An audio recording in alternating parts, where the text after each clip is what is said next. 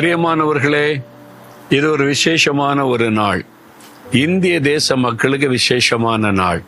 என்ன தெரியுமா? இது சுதந்திர தினம், இண்டிபெண்டன்ஸ் டே. 80வது சுதந்திர தினம். அப்ப விசேஷம் தானே. இந்தியா சுதந்திரம் அடைந்த 80வது வருடத்தை மகிழ்ச்சியோடு கொண்டாடுகிற ஒரு நாள் இது. இந்த நாள்ல எல்லாரும் விடுதலை ஆயிட்டாங்களா அப்படின்னு கேட்டீங்கன்னா, இன்னும் பாவத்துல, சாபத்துல, பாவ பழக்கத்துல அடிமைப்பட்டு கிடக்கிறவங்க, மூட நம்பிக்கை, மூட பழக்க வழக்கங்கள், மந்திரவாத பில்லி சூனியத்தில் அடிமைப்பட்டு கிடக்கிற மக்கள் கோடிக்கணக்கா இருக்கிறாங்க. அப்ப முழுமையா எல்லாரும் விடுதலை அடையும் போதுதான் மெய்யான விடுதலின் சந்தோஷத்தை எல்லாரும் அனுபவிக்க முடியும். அதற்காக நாம் இந்திய மக்கள் கருத்தாக ஜெபிக்கணும். பாவத்திற்கு, சாபத்துக்கு அடிமைப்பட்டு கிடக்கிற என் ஜனங்கள் விடுவிக்கப்படணும். இயேசு கிறிஸ்து சிலுவையில் சிந்தின ரத்தத்தின் மூலமா ஒரு விடுதலை அவங்களுக்கு உண்டாகணும் என்பதாக இன்றைக்கு கருத்தாக நம்ம ஜெபிக்கணும். சரியா?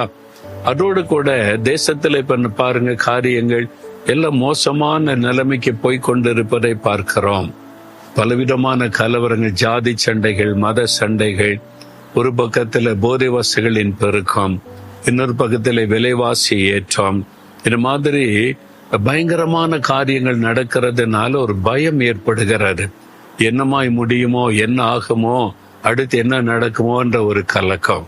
ஆண்டவர் என்ன சொல்றார்? உங்களுக்கு வாக்கு கொடுக்கிறார். யோவேல் 2:21 தேசமே பயப்படாதே, மகிழ்ந்து களிகூறு, கர்த்தர் பெரிய காரியம் செய்வார்.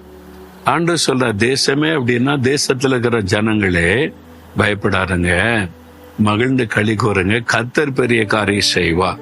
தேசத்துல என்னன்னாலும் நடக்கலாம். உலகத்துல கடைசி காலம் இப்படிதான் இருக்கும். போராட்டங்கள், கலவரங்கள், அன்பு தாழ்ச்சிகள் இதெல்லாம் இருக்கும். கடைசி காலத்துல இப்படிதான் காணப்படும்.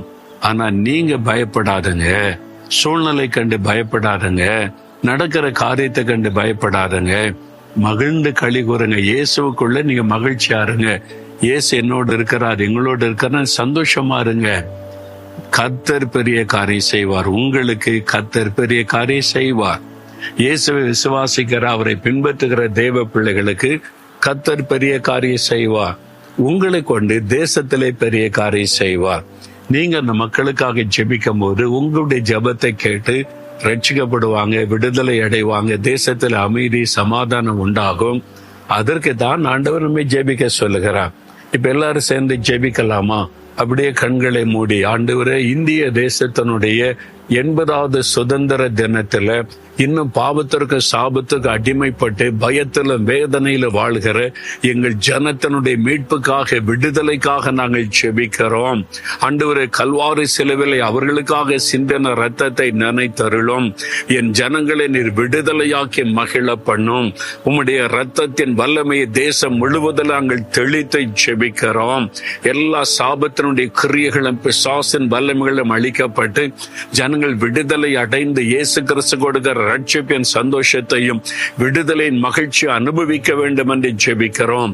இயேசு கிறிஸ்துவின் நாமத்தில் அந்த ஆசீர்வாதம் தேசத்தில் உண்டாகட்டும். இயேசுவின் நாமத்தில் ஆமேன், ஆமேன்.